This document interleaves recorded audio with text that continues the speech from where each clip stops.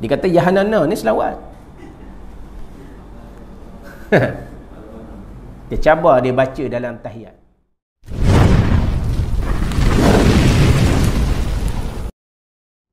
Jangan kita lupa, ya, selawat tu sunnah.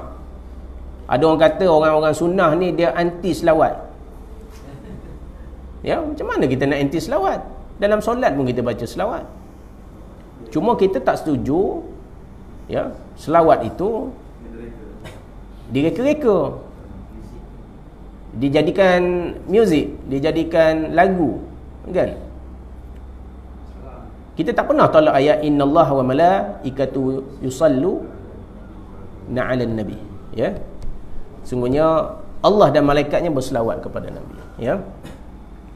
Kita tak pernah tolak, dan malah kita banyak ulama-ulama ahli sunnah menulis tentang selawat, keutamaan selawat kepada Nabi sallallahu alaihi wasallam. Syekh Albani rahimahullah taala dalam sifat salatun Nabi dikeluarkan 10 selawat yang yang masyhur, yang maksur, ya, yang sabit daripada hadis Nabi sallallahu alaihi wasallam.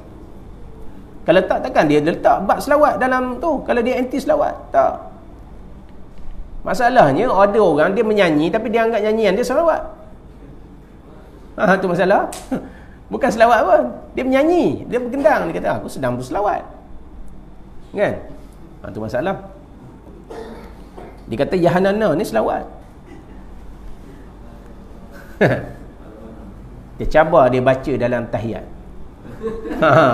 Mau baca dalam tahiyat, aku nak dengar kau baca dalam tahiyat. Kau kata dia tu selawat, ya, ya.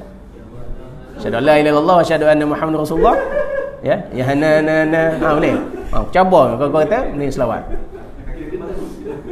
Tu qasidah kan, kena beza. Tu nasyid, qasidah. Bukan semua qasidah tu selawat, kan?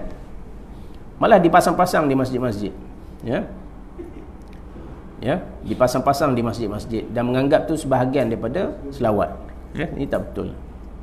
Baik, kalau tak dapat bezakan qasidah dengan selawat, maka dia kena duduk dalam majlis ilmu, bukan duduk dalam majlis konsert. Bila terlalu banyak duduk dalam konsert qasidah, maka di mana ilmu? Ya, tak ada ilmu.